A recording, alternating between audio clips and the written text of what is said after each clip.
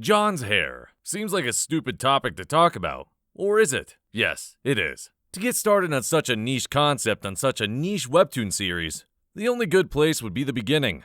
No, not at the beginning of the series, but the start of John's story.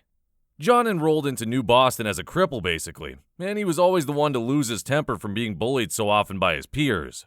It wasn't long until he found his friends, Adrian and Claire. Later on in their friendship, Claire had a vision of the future, seeing John finally unlock his ability. After John found his ability, he soared through the rankings. But because it took so long for him to finally unveil his power, he had no idea how to restrain himself. All he wanted to do was to make people feel the pain he had to endure. It was some sort of poetic justice that John could copy abilities and amp them to be 1.5 times stronger than the original. After John finally became king, his ideals didn't match up with the other high rankers. He would take fights way too far, sending his classmates even to the hospital. After Claire noticed that John was beyond reasoning, she rallied the school and talked them into standing up to John. John ended up taking this as an attack on him, instead of an intervention for the cruelty of his reign. After John beat half his class almost to death, he was expelled for excessive violence. So, I bet at this point you're wondering, why are you telling me all this? What about his hair? Just you wait, we're getting there. During his time as king, John always left his hair as is, spiky and ungelled. After getting expelled from New Boston, John had to be enrolled in corrective classes with the detective Keon. Keon has a very special power. He can make people relive their memories. And for months, John would be forced to relive him beating up his only friends, and worst of all, be called monster for months by Claire. After this torturous experience, he came to a realization that he couldn't be trusted with powers. And so, when he had to be enrolled for high school at Wellston, he would enroll himself as a cripple, or someone that doesn't have powers.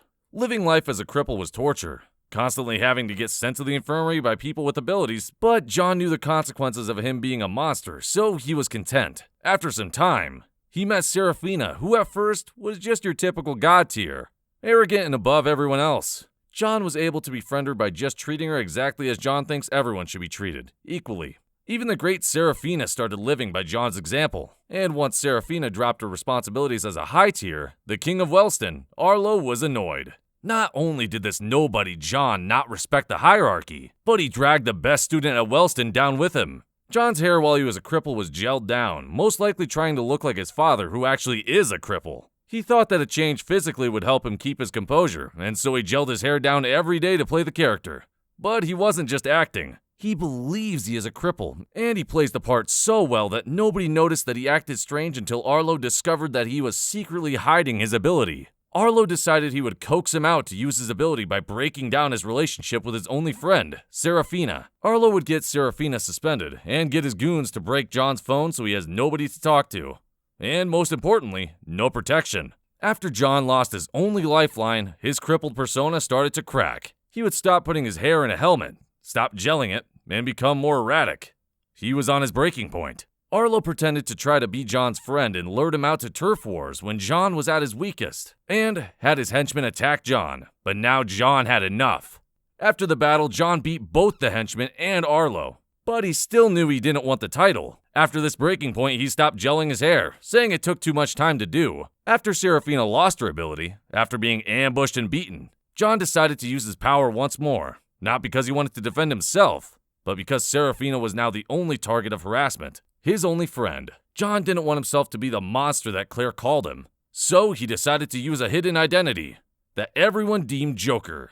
Joker would go on to go through the high ranks and beat every single person, even Arlo once again, but this time in front of the school, securing Joker as the new king. John went back to his old ways, beating a lot of his classmates and sending them to the hospital. Serafina would eventually find out that John is Joker, but all she sees him as is a liar at the time.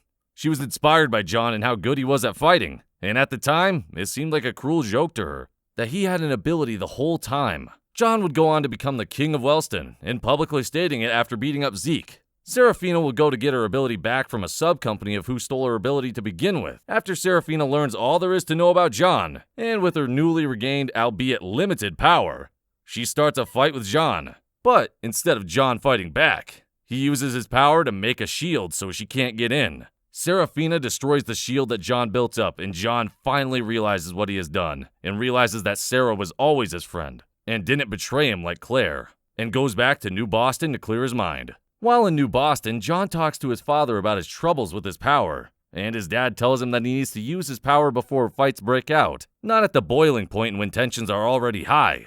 John also learns the truth, in that Claire didn't betray him, and didn't use him for her own gain. He learns to accept himself for what he has done. And so John goes back to school, and John finally decides to use his abilities for helping Serafina permanently get her powers back. For this next hairstyle change, John has a combination of his cripple persona and his Shadow King persona. He gels his hair in an upright position, finally accepting all the parts of his past, and embracing the future. John's hair, in conclusion, was a catalyst to his mental state. In his crippled persona, he would lather his whole head in gel to resemble his father. But Unhinged John, or Ungelled John, is much more accepting of his role as a monster. But it's not until Serafina reminds John of who he is that he can finally be who he really wanted to be. Just himself. John's character arc is something we can all relate to. Nobody is perfect. But that doesn't give us an excuse to be a bad person forever.